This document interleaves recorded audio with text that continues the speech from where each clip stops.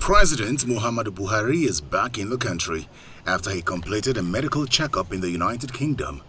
Upon arrival at the Nnamdi Azikiwe International Airport in Abuja, President Buhari spoke on the appointment of Mr. Usman Al-Kalibaba as the Acting Inspector General of Police. We went through the system. There was a committee by the Minister of Police Affairs, and they gave me some names, and he happens to be the one chosen.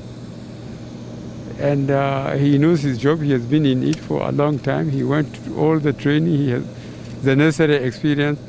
So we expect, we have high expectations from him. The Vice President, Professor Yemi Osinbajo, virtually inaugurated the Ogun State Digital Economy Empowerment Project, where he says internet access and broadband penetration will become existential in the nearest future and will determine Nigeria's competitiveness in the global economy. The Vice President also participated in another virtual meeting where he delivered remarks on the Equity for Africa event organized by the Liberty University in Virginia, USA. He used the occasion to ask global leaders to end the unfair burdens on developing countries. Meanwhile, Professor Osinbajo joined Muslim faithfuls to observe the holy month of Ramadan.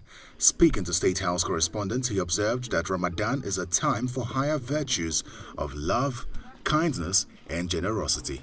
I must express my very sincere greetings to our brothers and sisters, Muslim brothers and sisters, who have begun the Ramadan fast already, and to say that this is not just a time for abstinence from food and drink and other worldly pleasures, but also a time for us to rededicate ourselves to higher virtues of kindness, love, generosity towards each other as brothers and sisters, regardless of faith or ethnicity.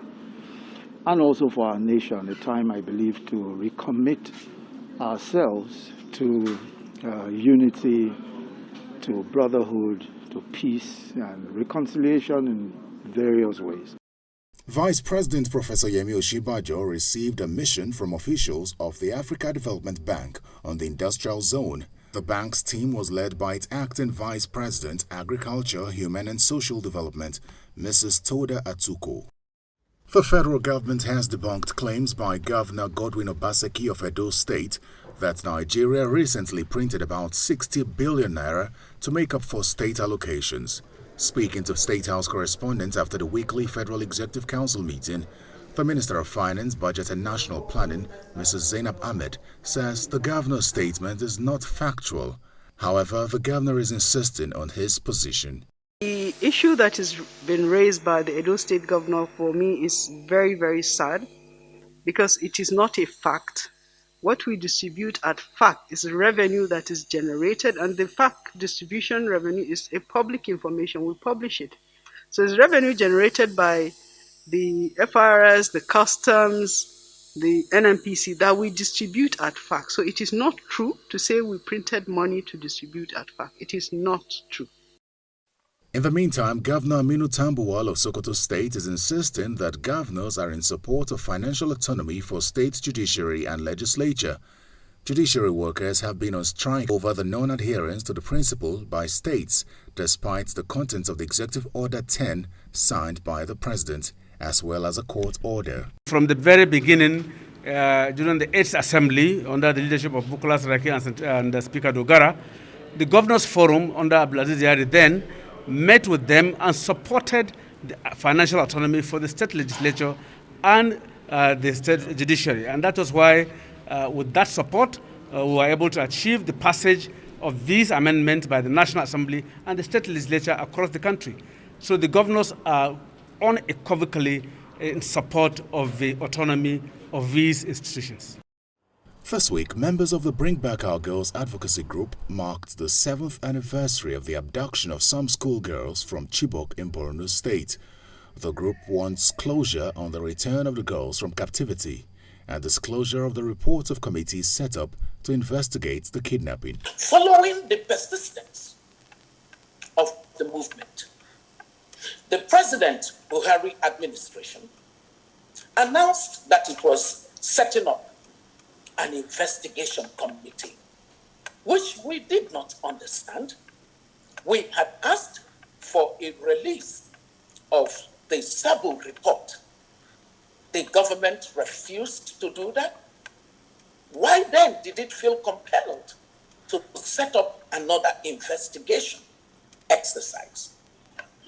We waited to see whether the new investigation exercise was going to be disclosed, and in its disclosure, provide information on what was missing from the Sabo report, or what in the Sabo report necessitated additional investigation.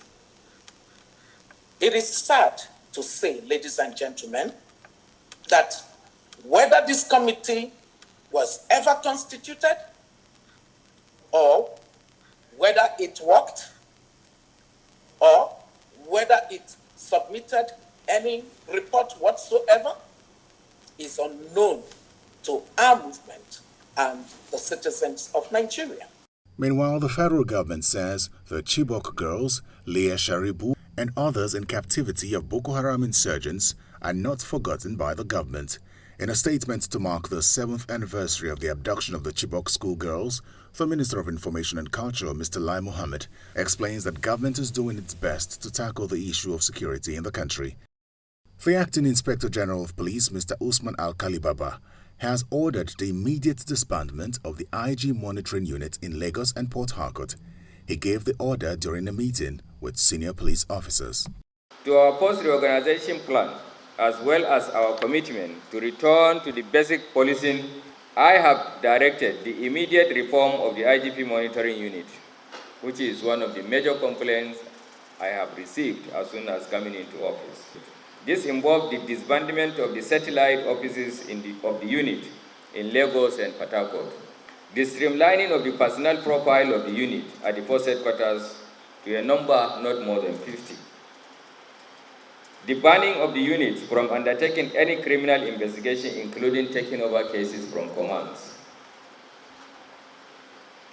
Under the current dispensation, the unit will only operate within their original mandate, which is to investigate complaints of professional infractions that may be alleged against any serving member, and as may be referred to them by the Office of the Inspector General of Police.